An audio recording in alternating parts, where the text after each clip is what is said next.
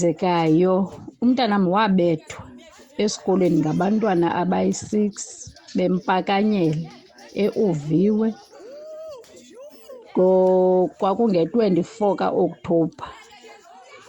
Nge-25 ka-Okthobha baphinda babuya abayi-2 kusasa esikolweni benxibe iyunifomu yaseUviwe beyomphinda esikolweni. Babonwa ke ngabanye abantwana besikolo babethwa.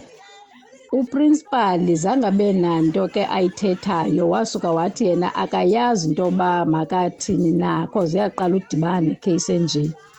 Waphelela apho. Ootishara noodeputy baye bazama into yoba makafowunele ooprinsipali bezaa zikolo zaba bantwana because abafundi apha eUviwe bafunda kwizikolo zabo. Wathi uzawuyenza but zange ayenze loo nto leyo yofowunela kwezaa zikolo. Monday uye wafika umhloli waya esikolweni, bathetha ke ofisini but baphuma bengakhange basibize basixelele sikhona. Waphuma wemka. Umntana wayenzakele, samsa kwagqirha, ndayivula ikheyisi.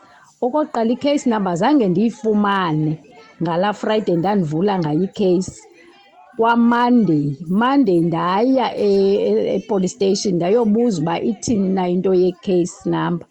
Kwathiwa amadokethi maninzi, isystem i-down so abakakwazi usebenza. Kodwa eyona nto yandothusayo into yoba xa ndifika esikolweni ndisandomka e-police station yangena ikheyisi number. Andiyazi ukuba kwakusenzeka ntoni na. But ususela ngoko akho nto eyenzekayo. Uprinsipali akho nto ayithethayo, SGB akho nto ayithethayo. SGB wathi uzawuhlala i-meeting because u-education uthe makahlale i-meeting baxoxe bagqibe. Friday walaa veki bafuna i-report back kwenzela bona bazothatha i-action. Akukabikho nto yenzekayo kunangoku. Iphumile kwi-Daily Dispatch, utata uMajola waye wayikhupha kwi-Daily Dispatch. Zange kubekho nto iqhubekayo kude kube ngoku. And uprinsipali akanayo indlela yothetha because into awayithethayo ngalaa mini into yoba yena akazazi uba makathini because yaqala udile nekheyisi enjeni. Monday kufika umzali baya kuye ke bemxelela into yobana ngaba usifeyilile singabazali baseUviwe. Wathi xa iphendula, andilothuke elo gama ndiliqhelile. So andiyazi ke ukuba ithwani into enje. Yiyo ke le nto ndicela uncedo kuwe because nekheyisi nam ayihambeli ndawo.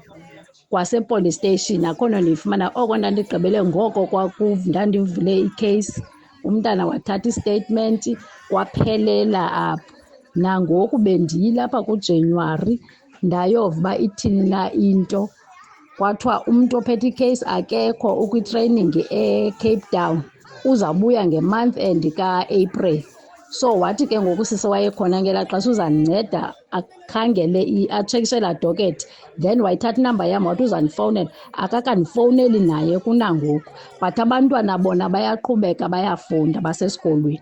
Andiyazi ke uba ithwani into nje. Yiyo ke le nto ndicele uncedo kuwe ba ithwani xa injeni because zange ndifune uthathela umthetho ezandleni zam ngoba ngabantwana aba. And abazali babantwana zange beze babizwa bancama abakazi kunangoku.